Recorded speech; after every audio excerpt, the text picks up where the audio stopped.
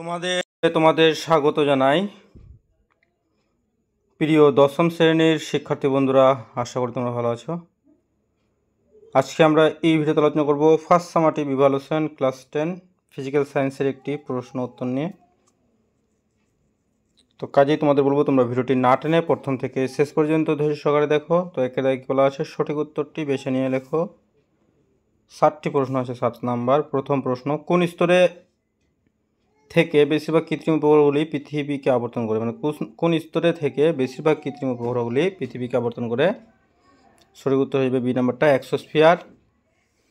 এসটিপিতে 2.24 litre carbon dioxide ব্যবহার হলো। সঠিক উত্তর বি, 44 গ্রাম। তারপরে দেখো, গোলীয় দর্পণের বক্রতা ব্যাসার্ধ আর এবং ফোকাস দৈর্ঘ্য এফ এর মধ্যে সম্পর্ক হলো কত হয়ে যাবে? এটা আর ইজিক্যাল টু 2f, বি নাম্বারটা সঠিক উত্তর। তারপরে দেখো, সবুজ পাতা ও লাল ফুলে সজ্জিত একটি গাছকে নীল আলোয় কীরকম দেখাবে? এই 4টি অপশানের মধ্যে কোনো অপশানই সঠিক হবে না, কারণ পাতাগুলো কালো দেখাবে আর ফুলটা কীরকম দেখাবে? লাল। লাল ফুলটা আরও লাল হবে, কারণ লাল আলোকে নীল আলো শোষণ করতে পারে না। আর সবুজ পাতাগুলো কালো দেখাবে। 4টি অপশানের মধ্যে কোনোটিতেই নেই এরকম।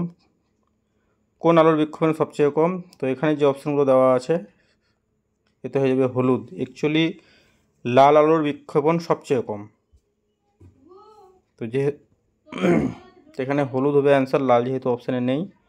দীর্ঘ পর্যায় সারণীতে নিষ্ক্রিয় মৌলগুলির অবস্থান যে শ্রেণীতে, তো এটা হবে 18। তারপরে 7 নাম্বার, যে যৌগের অণুতে 2টি সমযোজী দ্বিবন্ধন আছে তা হলো কার্বন ডাইঅক্সাইড। তারপরে শূন্যস্থান পূরণ করো গ্রুপ বিতে। প্রাকৃতিক সৌরপর্দা হলো ওজোন স্তর। ওজোন স্তরকেই প্রাকৃতিক সৌরপর্দা বলা হয়। মিথেন হাইড্রেটের সংকেত 4CH4 23 দিয়ে তারপরে H2O। এছাড়াও আরেকটি সংকেত আছে, তোমরা বই থেকে লিখে নেবে।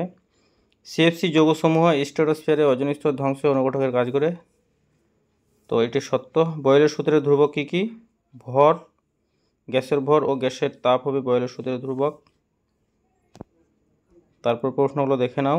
গ্যাসের বিপন ক্রিয়ার কারণ কি? কাচের স্ল্যাবের মধ্য দিয়ে যাওয়ার সময় আলোক রশ্মির ড্যাশ প্রতিসরণ ঘটে। সমতল দর্পণের ফোকাস দূরত্ব কত?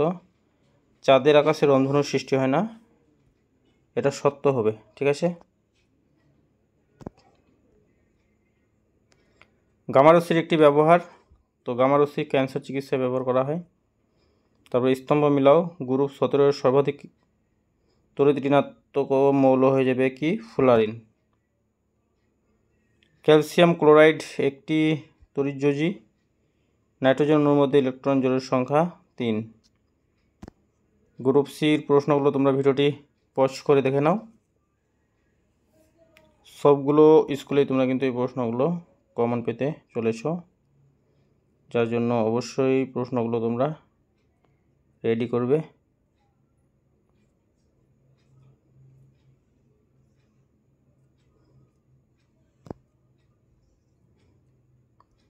গ্রুপ ডি এর প্রশ্নগুলো দেখে নাও।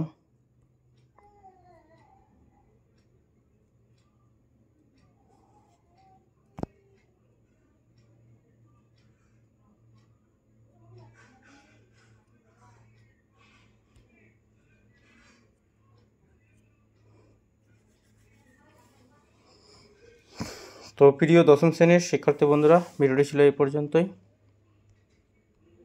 ধন্যবাদ।